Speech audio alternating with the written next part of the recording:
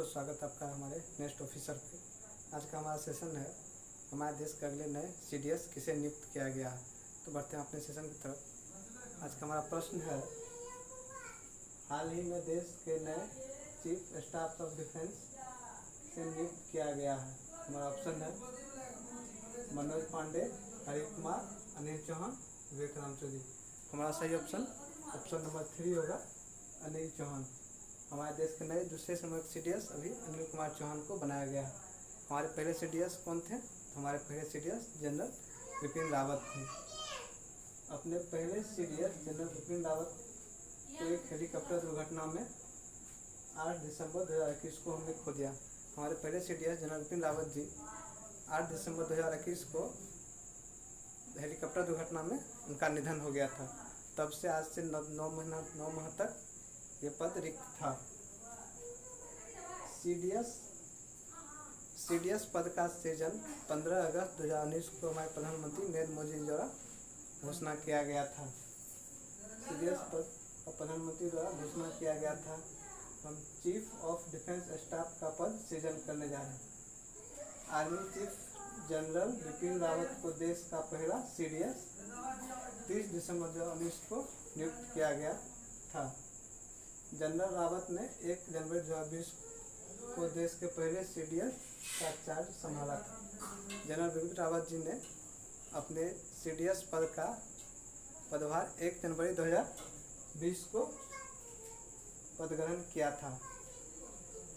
General Bipin Rawat के निधन के बाद लगातार 9 महीने से यह पद रिक्त था।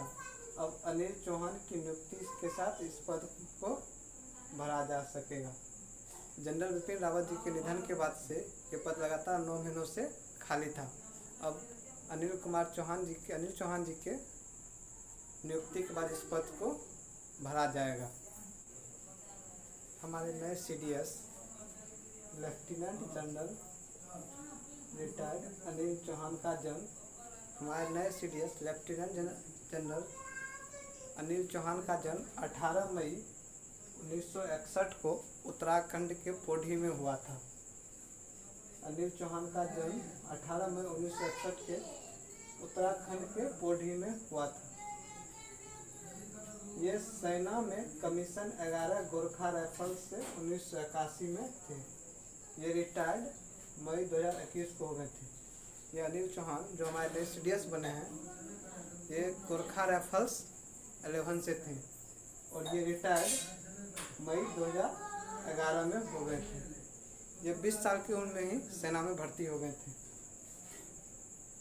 ये 40 साल की कैरियर में सेना में बिताया। 20 साल की उम्र में ही सेना में भर्ती हुए थे। ये लगभग 65 साल की उम्र तक सीडीएस पद पर रह सकते हैं।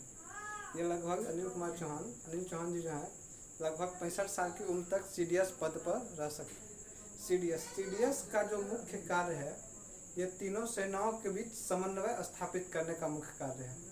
ये आज की नहीं है, बहुत पहले के। ऐसा नहीं कि रातों रात नए प्रधानमंत्री मोदी जी ने ये सोचा कि सीडीएस पद का सृजन किया जाए, ऐसा नहीं है। यह हमारे 1999 कारगिल युद्ध से भी पहले से ही इस पर विचार किया जा रहा था कि एक ऐसा पद का सृजन किया जाए जिससे तीनों सेनाओं के बीच एक समन्वय स्थापित किया जा सके, कि जिससे किसी भी अवसम परिस्थिति में तीनों सेनाओं के अध्यक्ष को या फिर तीनों सेनाओं की रिपोर्ट संयुक्त रूप से किसी प्रधानमंत्री या हमारे सुरक्षा मंत्री को या गृह मंत्रालय को दिया जा सके। इसी चीज़ को ध्यान में रखते हुए सीडीएस पद का सृजन किया गया है। सीडीएस का मुख्य कार्य तीनों सेनाओं के बीच समन्वय स्थापित करने का है। ये सीडीएस का मुख्य कार्य जो है तीनों सेनाओं के बीच समन्वय स्थापित करने का है। कैसे हुआ चीफ ऑफ डिफेंस स्टाफ का गठन? सीडीएस का गठन कैसे हुआ? 1999 के कारगिल युद्ध के तुरंत बाद इसका रिव्यू करने के लिए कमेटी का गठन किया गया। 1999 में कारगिल युद्ध के तुरंत बाद इस बात की समीक्षा कृष्णा स्वामी सुब्रमण्यम के नेतृत्व में कारगिल रिव्यू कमेटी KRC का गठन किया गया था। वे कौन सी कमियां थी जिनकी वजह से पाकिस्तान सेना रणनीति जगहों पर कब्जा करने का मौका मिला?